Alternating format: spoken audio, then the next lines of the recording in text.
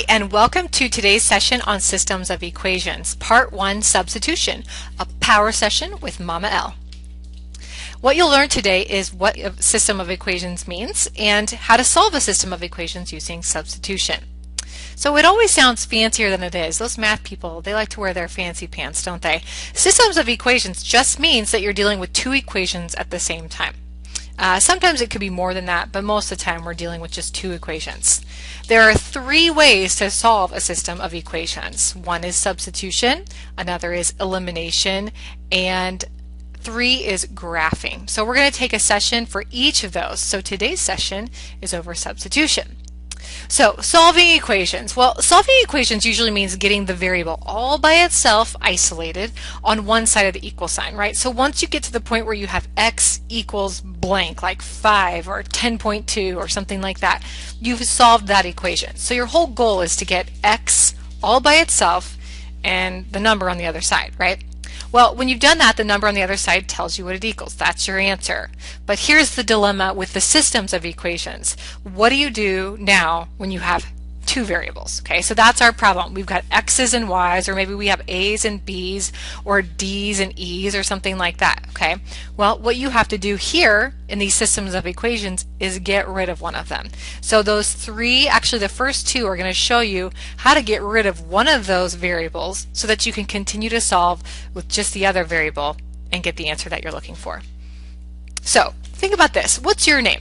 Are you called anything else, or do you have any nicknames? So my name is Mrs. Landers, but I also go by Jill or Mom or Honey or Mama L, as you guys know. So we can do the same thing in math. Right here, x has another name. Maybe it's 10, or maybe it's 5 plus 5, or maybe 12 minus 2, or y minus 6. Yes, x technically could have an infinite number of names. We won't get into all of them because that would take the rest of our lives.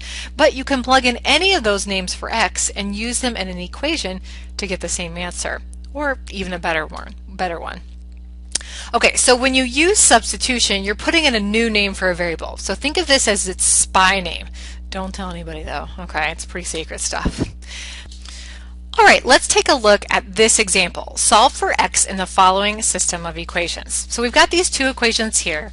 Each of them have two variables. So we can't just solve for x or just solve for y. So our first step is to put the second equation in terms of y. For example, on this one, okay?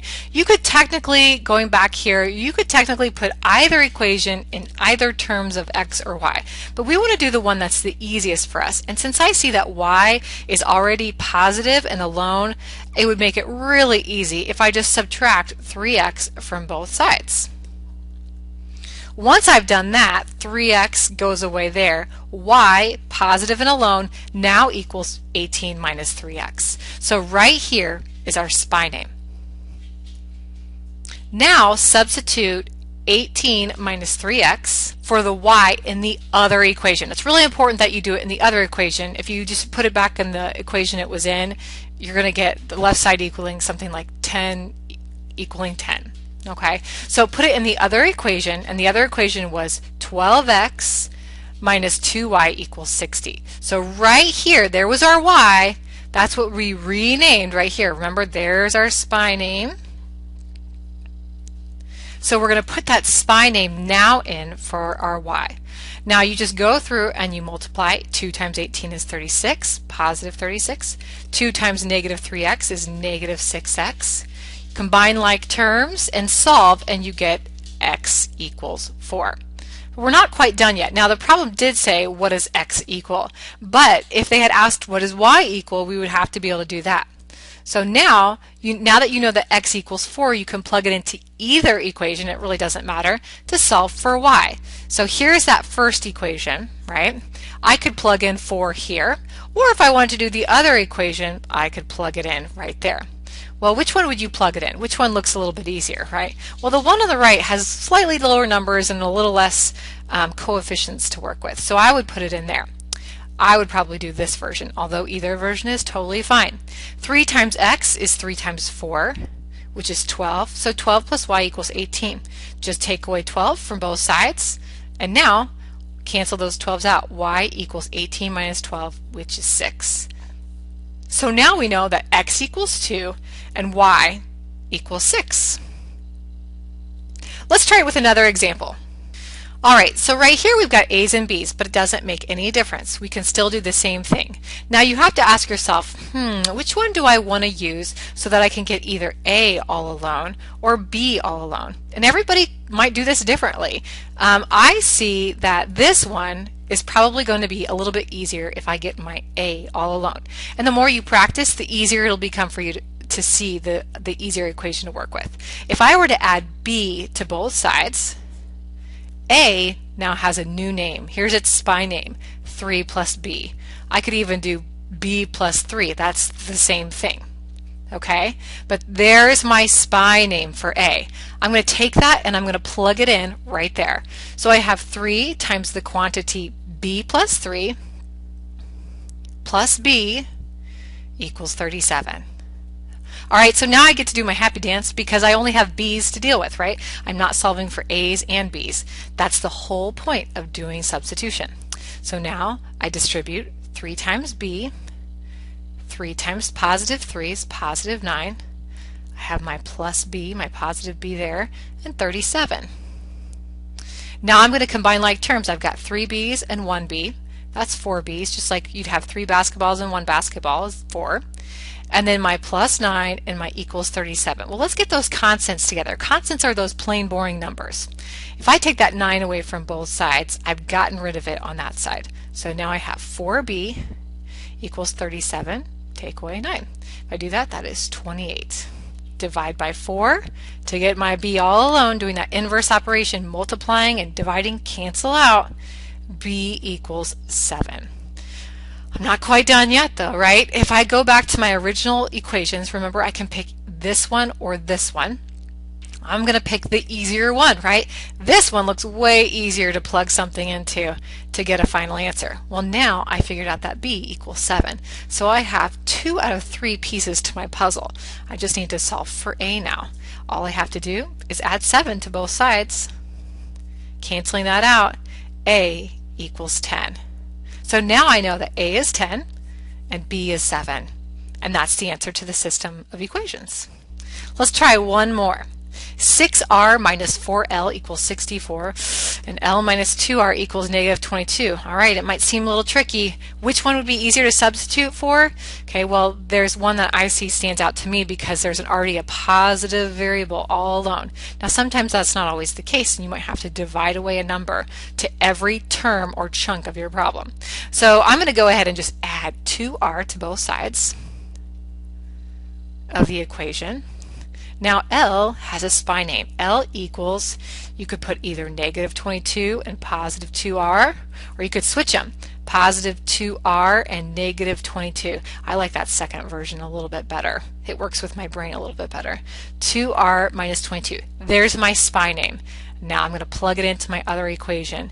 6r minus 4l, but we're not calling L L, right? We're calling it by its SPY name. 2r minus 22. Equals 64. Now we have to distribute. Now be extra careful when you're distributing and you've got a negative sign or a subtraction sign in front of your number that's in front of the parentheses, okay? Negative 4 times positive 2 is a negative 8r. Negative 4 times negative 22 is a positive 88. So we have our 6r in front, we have our equals, and we have our 64 still. Time to combine like terms, right? Well, I've got 6 r's and negative 8 r's. That's negative 2 r's plus 88 equals 64. Now I'm going to subtract 88 from both sides. Negative 2r. And if you're not sure about this, 64 minus 88, well remember 88 is more negative than 64, so you're going to get a negative answer. The way to find the answer is to take the difference of the biggest minus the smallest number and take the sign of the stronger number. So we know it's going to be a negative because 88, like I said, is more negative than the 64, but your answer is going to be negative 24. Not quite done yet though. We've got to divide by negative 2 and r will equal 12. So r equals 12. Now that was a lot of work to get our r, right?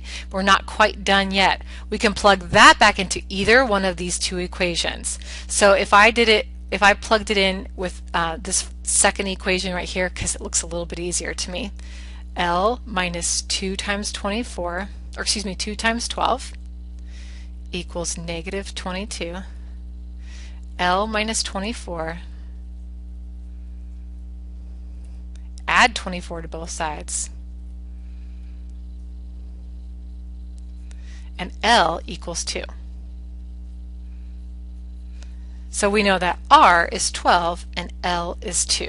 That's the solution to our system of equations. Now I know there's a lot of writing on the board, guys, and that's because there are a lot of little things you have to do. That means there's opportunity for making mistakes. For instance, if you're not really comfortable working with negatives or the distributive property, that's going to be tough. So the clouds aren't going to just automatically part after you watch this session and you're going to get everything right.